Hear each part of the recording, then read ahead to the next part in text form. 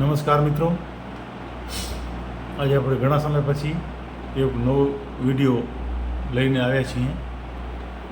આજના આ વિડીયોમાં આપણે જે અલંકારો શીખીએ છીએ એમાં મોટે ભાગે શું છે કે આપણે પહેલા કારા ઉપરથી શીખતા હોઈએ છીએ, અથવા તો ક્યાંય શીખવા જઈએ તો પણ આપણે પહેલા કારા ઉપરથી જ શીખવાનું કહેવામાં આવતું હોય છે. દાખલા તરીકે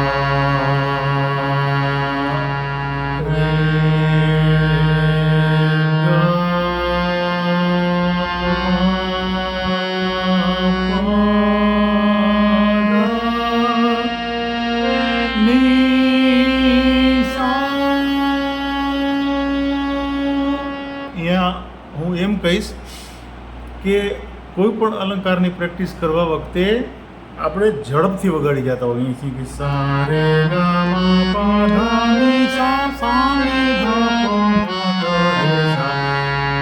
હવે આમાં કેવું થાય છે કે આપણે સ્પીડથી વગાડી જઈએ છીએ, એટલે એમાં આપણને સૂરની ખબર પડતી નથી. આપણને સૂરની જે ઓળખ કરવી પડે એ આપણે ઓળખ જલ્દી કરી શકતા નથી. એટલે કોઈ પણ અલંકારની પ્રેક્ટિસ કરો એટલે કોઈ પણ સૂર ઉપર એને ઠહેરાવ આપો અને એકદમ ધીમે ધીમે એના ઉપર ઠહેરાવ આપીને પછી અલંકાર. દાખલા તરીકે હવે જુઓ ઝડપથી વગર સા રે ગ મ પ ધ ની સા ની ધ પ મ ગ રે સા.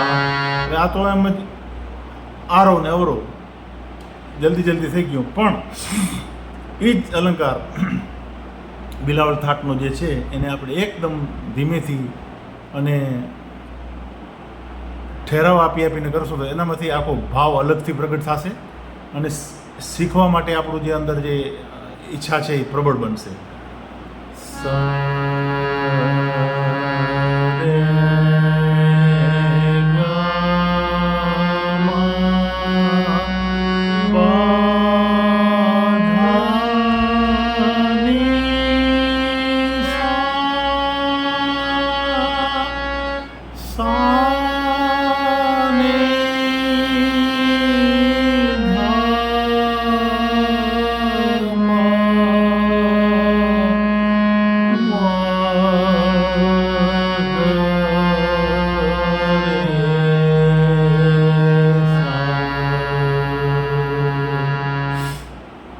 હવે આપણે જે મેઇન વિડીયોનો વિષય હતો કે આપણે પહેલી કાર્ય ઉપરથી શીખતા હોઈએ છીએ કોઈ પણ અલંકાર. તો હું તમને એમ કહીશ કે તમે બીજા પણ સ્કેલનો ઉપયોગ કરી અને અલંકારો શીખો. માત્ર પહેલી કાર્ય ઉપરથી જ આપણે કરી, પણ બીજા પણ સ્કેલનો આપણે ઉપયોગ કરી. દાખલા તરીકે આપણે બીજી કાર્યથી આપણે લઈએ તો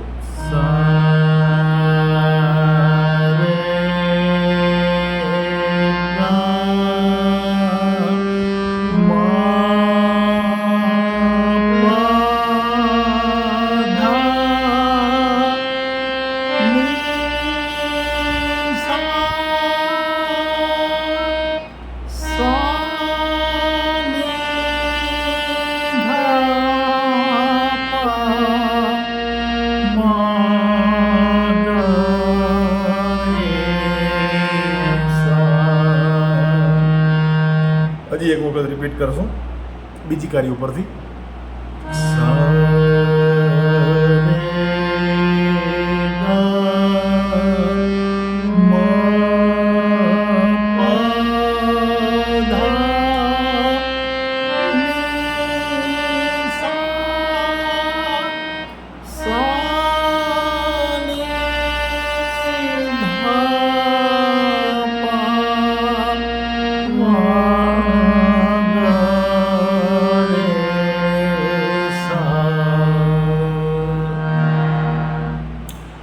કહેવાનો મતલબ એ જ છે કે માત્ર પહેલી કાળીના સૂરને પકડીને પ્રેક્ટિસ ન કરતાં અલગ અલગ સ્કેલનો આપણે ઉપયોગ કરીએ તો આપણી જે ગળું છે એ પણ તૈયાર થશે, આપણું ઊંચું ગાવાનું આપણી પ્રેક્ટિસ થશે તો આપણું ગળું પણ ખુલશે.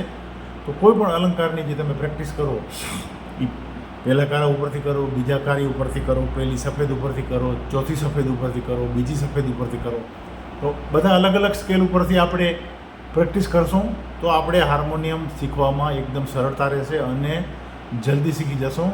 હવે પછીના વિડીયોમાં બીજા અલંકારોને પ્રેક્ટિસ કરશું. આજે બસ આટલું જ. અસ્તુ.